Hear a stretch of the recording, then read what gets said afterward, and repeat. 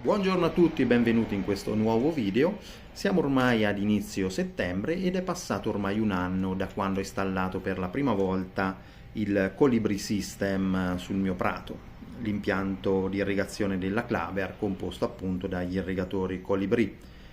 E visti gli ottimi risultati, a mio avviso, ottenuti in questo primo anno di test, ho deciso di installare il medesimo impianto anche nella parte superiore del mio prato.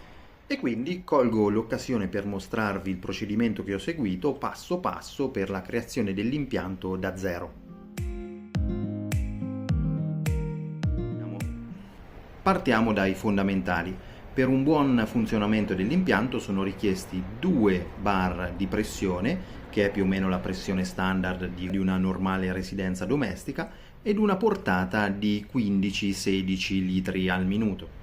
La portata la possiamo calcolare facilmente, ponendo sotto il rubinetto un contenitore di cui conosciamo la capienza. Cronometrando il tempo che impiega a riempirsi e facendo le dovute proporzioni, avrete infine la portata di litri al minuto. Durante questa operazione assicuratevi che nessun altro in casa stia tirando acqua dal medesimo impianto, per non falsare la rivelazione. Altre variabili che potrebbero influenzare il rendimento finale dell'impianto e quindi da tenere in considerazione sono la lunghezza totale dell'impianto, che non deve superare i 18-19 metri, eventuali dislivelli che potrebbero ridurre la pressione dell'acqua, quantità e tipologia degli irrigatori. Quelli da 90 gradi sono i meno dispendiosi, mentre quelli da 360 gradi, quelli circolari, sono quelli con il consumo d'acqua più alto. Quindi di quest'ultimi ne potrete installare solamente uno per linea. Per darvi un termine di paragone vi riporto l'esempio del mio impianto.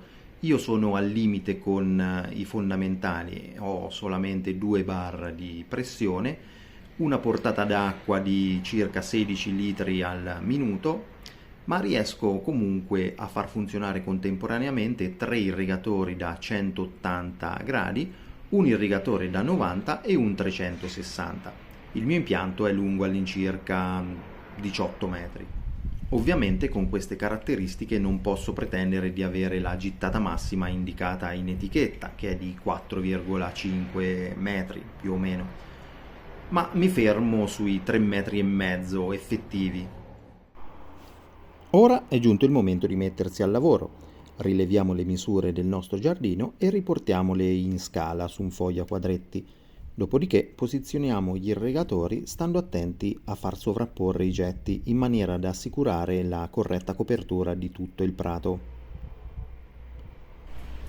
Il maggiore vantaggio di progettare da soli il proprio impianto di irrigazione è quello di poterlo adattare alle vostre particolari esigenze ed alla destinazione d'uso finale del vostro prato. In questa zona centrale avevo previsto inizialmente un irrigatore da 360 gradi, quello circolare, ma alla fine non l'ho messo, sia per non rubare troppa pressione agli altri irrigatori, sia perché in questa zona, solitamente d'estate, vado a installare un ombrellone e dei lettini, quindi la sua azione sarebbe stata notevolmente compromessa. Quindi, se già sapete che in una determinata posizione andrete ad installare arredi tipo ombrelloni, lettini, gazebi o quant'altro, cercate di posizionare gli irrigatori in maniera tale che questi non siano ostruiti nella loro azione. Una volta ultimato il progetto è il momento di provvedere agli scavi, di cui ancora porto i segni, poiché il mio terreno era particolarmente asciutto ed è molto duro e compatto, e quindi è stata un'esperienza non proprio piacevole. Vi servirà ovviamente una vanga, preferibilmente dritta e piatta, e lì la differenza la farà appunto la durezza del terreno. Magari scegliete un giorno distante non troppo dall'ultima pioggia, oppure irrigate il terreno manualmente, bagnatelo in modo da poterlo penetrare più agevolmente. Se vi trovate di fronte a un terreno particolarmente compatto ed argilloso, vi faccio vedere un piccolo espediente che ho trovato io per facilitare un po' l'operazione.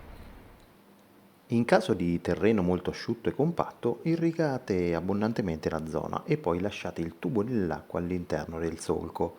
Così facendo, l'acqua che vi scorre all'interno vi darà anche una reale percezione della profondità e della continuità del solco stesso. In questa fase non state troppo a ridosso del margine esterno del prato, poiché gli irrigatori, soprattutto quelli da 180, tendono a bagnare anche 30-40 cm dietro di loro, che nel mio caso è un vantaggio, in quanto irrigheranno anche la siepe alle loro spalle.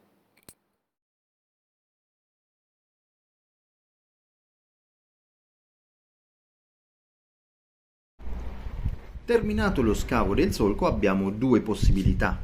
La prima è quella di precomporre tutto l'impianto all'aria aperta e poi interrarlo in un'unica soluzione. La seconda è quella di interrare subito il tubo collettore e poi successivamente andare ad installare i singoli irrigatori. Sarebbe preferibile precomporre prima tutto l'impianto fuori terra per poterne testare meglio l'efficienza e verificare eventuali perdite, ma non sempre riusciamo a starci dentro con i tempi.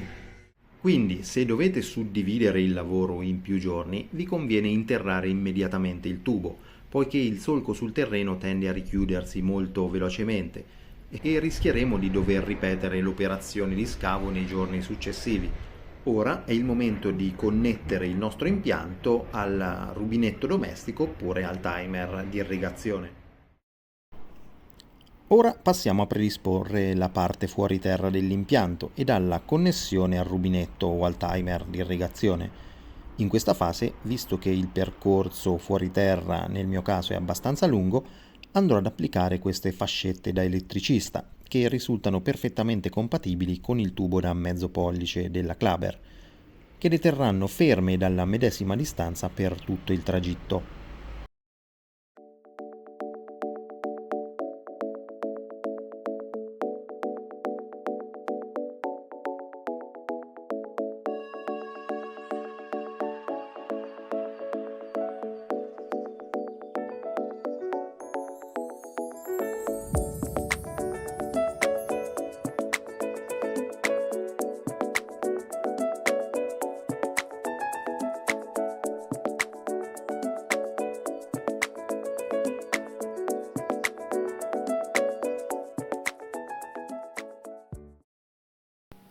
Veniamo ora al capitolo supporti. Ne esistono di due tipi, quelli ad innesto a pressione e quelli a vite. Quelli a pressione sono più economici e svolgono perfettamente il loro lavoro, ma risultano un po' più scomodi da installare e meno resistenti degli altri. E poi ci sono questi con l'innesto a vite, che costano decisamente di più, ma ci garantiscono una tenuta migliore, una robustezza maggiore e sono anche più semplici da installare. Nel mio caso, avendo dovuto suddividere il lavoro in più giorni e ancora non ho terminato, ho dovuto interrare subito il tubo collettore e mano a mano posizionare gli irrigatori.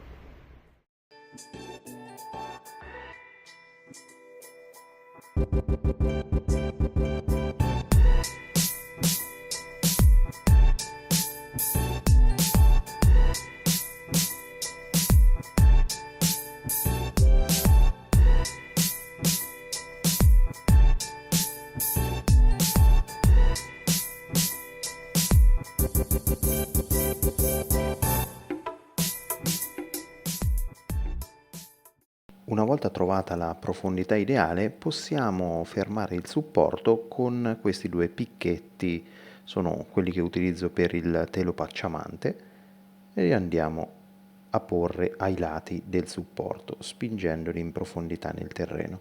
Questi faranno sì che il tubo rimanga sempre alla medesima profondità e ci aiuterà anche nelle successive operazioni di manutenzione quando dovremo andare a smontare e rimontare l'irrigatore.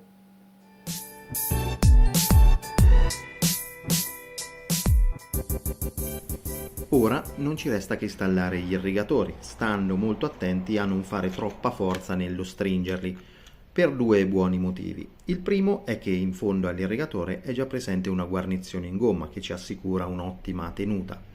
Il secondo è che dietro questa guarnizione in gomma è presente una piccola lamella di plastica per tenerla ferma e andando a serrare con troppa forza l'irrigatore rischiamo di romperla e comprometterne il funzionamento. In questa fase vi consiglio di inserire l'irrigatore all'interno di un tubo di plastica rigida che lo proteggerà da urti accidentali e dal contatto diretto con la terra. Io utilizzo questo tubo da idraulico, è quello che si utilizza nelle tubazioni sotto il lavello, per capirci. Costa un 50-60 centesimi, lo trovate in qualsiasi ferramenta e risulta particolarmente indicato poiché è provvisto anche del suo apposito tappino che ci aiuterà a proteggere ulteriormente l'irrigatore in tutte quelle operazioni in cui rischiamo di riempire il tubo con la terra, cioè quelle operazioni di interramento, di semina o di risemina, e poi lo possiamo anche lasciare per tutta la chiusura invernale fino alla nuova stagione.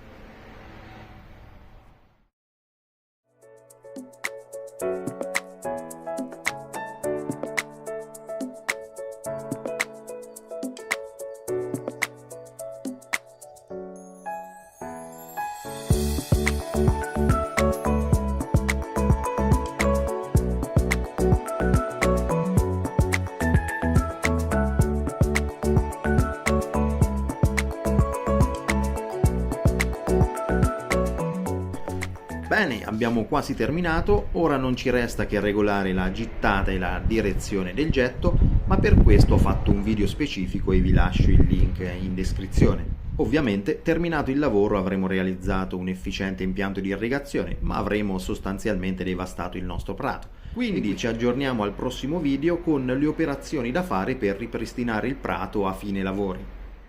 Come al solito vi invito a lasciare un like se il video vi è stato utile e vi è piaciuto e di iscrivervi al canale per altri contenuti interessanti sul giardino e il giardinaggio. Con il Colibri System è tutto, grazie per aver guardato, al prossimo video.